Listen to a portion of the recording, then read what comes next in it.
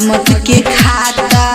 आज तू माई होके हंस पर सवारी करता विनती राउर पूजाहारी चरण में फूलावा चढ़ाई भर फूल डाली ये बिना वाली नजर हमारो पर डाली ये बिना वाली नजर हमारो पर डाली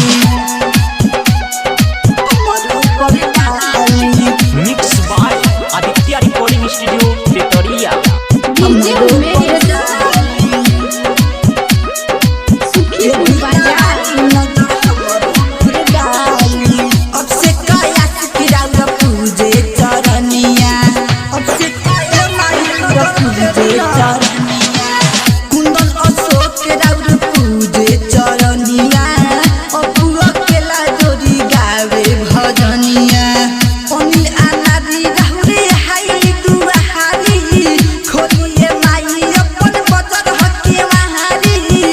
शरण में माई भेजी ना खाली ये बिना वाली नजर हमारो पर डाली ये बिना वाली नजर हमारो पर डाली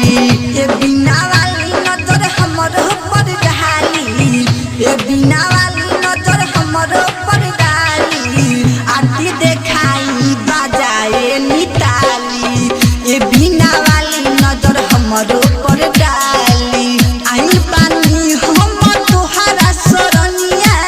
फिर ये माई अपना बेटा को नजरिया तू ही बारू दुर्गा तू ही बारू काली।